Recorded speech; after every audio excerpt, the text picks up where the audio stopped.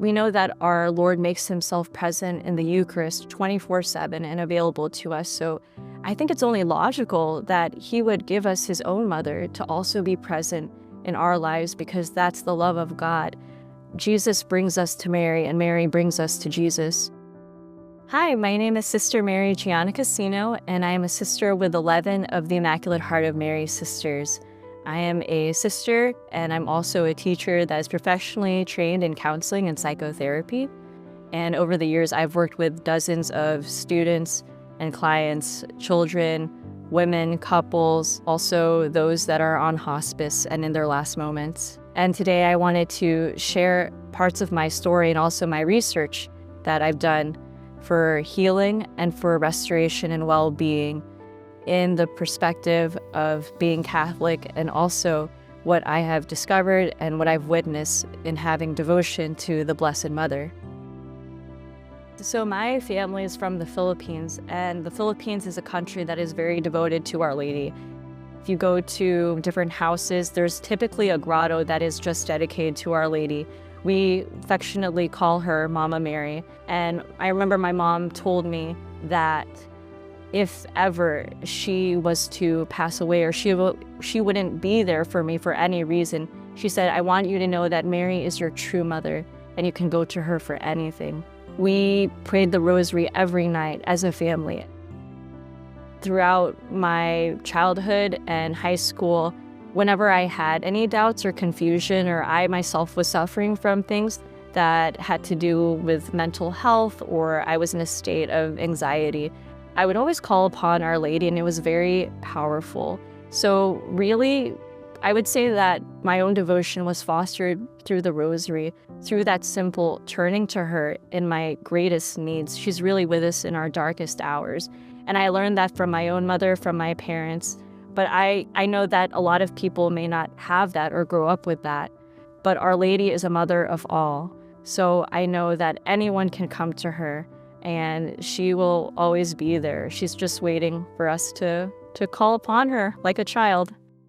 When I was looking for my internship site, I had gone through multiple hospitals, agencies, and different centers, and I had prayed to Our Lady asking to direct me where she wants me to be.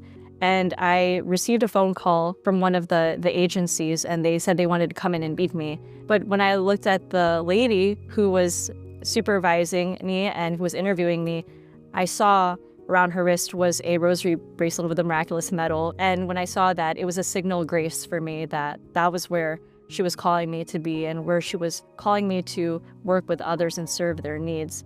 And so whenever you pray the rosary, we receive what's called signal graces. They can come in the most unexpected places, especially if you're specifically asking or praying for a specific intention.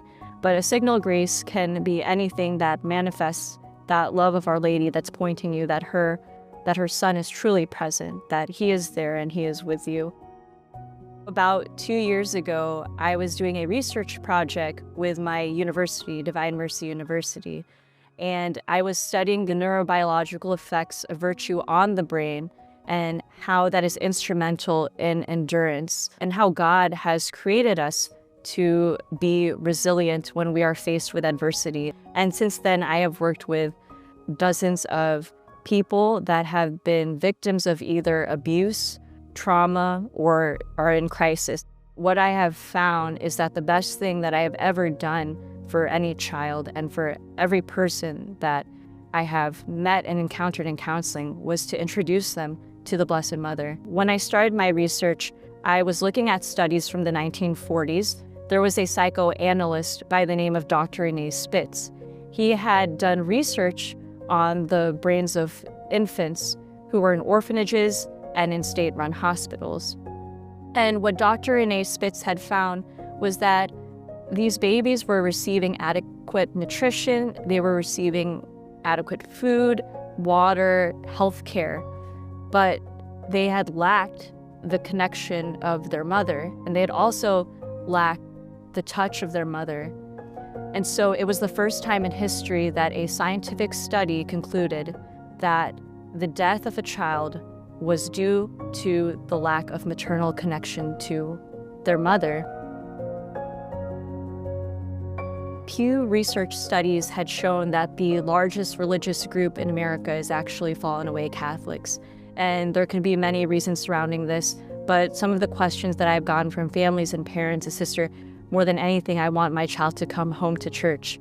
What I have witnessed myself is that those who have formed and fostered a devotion to Our Lady have been very strong in their faith, and they have just thrived, or they've turned back to the church and they've come back stronger, I believe, because they have that maternal connection with Our Lady, just like those babies who thrive when they have that touch and know the love of their mother.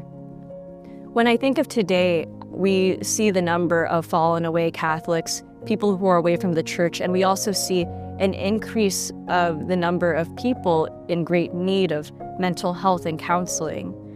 And I believe this is deeply connected to what we have undergone in society and as a church. We have a great number of fallen away Catholics because people have lacked that devotion and that relationship with their mother, the Blessed Mother.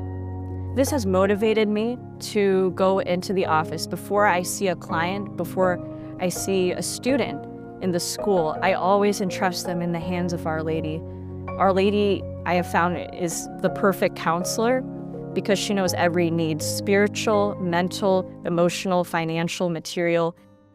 And this is also why I think that, we have this great problem of people struggling with their faith, with doubt and confusion, and struggling to come to just church and coming to the Eucharist, is because they don't know the love of the Blessed Mother.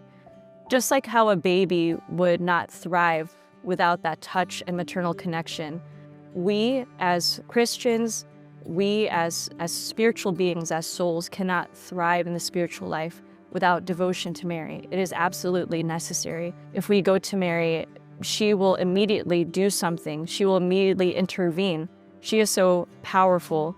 It's the child's first biological instinct to reach for the mother. So very naturally, God has designed the Blessed Mother that she would care for all of our spiritual needs, our emotion needs, our well-being. I was working with a client. She actually came to me in adoration. We happened to go to the same adoration chapel. And she said, Sister, I'm so tired of taking my meds. She had been suffering from depression and anxiety, and she had been seeing a psychiatrist. And I asked her, do you know how to pray the rosary? And she said, no. And so right then and there, I gave her my rosary. We looked up all the mysteries, and I taught her how to pray the rosary. And I said, for the next 30 days, I want you to pray all 4 mysteries of the rosary because you need the Blessed Mother. She knows what to do. She is the most powerful presence that you can have in your life because she brings you to her Son, Jesus, who is the source of all healing. And so every day she had started praying all 4 rosaries. And at the end of the month, she had come running to me. I ran into her and she said, Sister, I went to my psychiatrist and he had told me that I look really good and I don't need my meds. I feel so much peace. I feel so healed and restored. And I know that I owe it all to Our Lady. I know that she had brought that presence into my life. And so I've seen Our Lady work many miracles like this. The thing about Our Lady is that she works so fast. She's so quick. And I think that's the instinct of a mother. I mean, she's the perfect mother, is that they know exactly what you need even before you ask it. So I always urge all my clients to go to her. If they have a problem, I tell them 3 words. I say, go to Mary. And I know that she'll take care of everything, especially when I myself don't know what to do. I know that Our Lady always gives me the wisdom. I always ask her, I say, Mary, think your thoughts in me. Say your words in me. Because I know that she knows her Son better than anyone, and she knows every soul. I've realized working with clients and students that true joy isn't the absence of pain, it's the presence of God. And I think that's very powerful. Western psychology has only existed for just a short time when we look at the history of the world. This field of mental health and counseling is still developing, but for years we have seen that the intercession of Our Lady is one thing that has been enduring and never changing. The presence of our God, the presence of our church never changes. And while there are many changes happening around us in society, while there are so many different crises and war in every age, the most powerful force has been prayer and penance. And I would say that that's Our Lady's message. She asks us to pray the rosary, to bring and win souls back to God. That is really the most fundamental and basic healing that anyone can receive, is that restoration of that union with her Son. If we turn to her and we ask her, Mama Mary, please teach me, heal me, show me the way to your Son, she would never turn away from that request. If anything, it's Mary's job to make you a saint. It's Mary's job to bring you to heaven. If a mother's primary concern is her child's well-being and health and happiness, then how much more is Our Lady's concern for your spiritual well-being, your health, your salvation? She is working at every minute to bring us to her Son. I can only think that every minute she is thinking of us and praying for us, and every grace that comes to us comes through her hands from our Lord. There's no other way that God had designed it.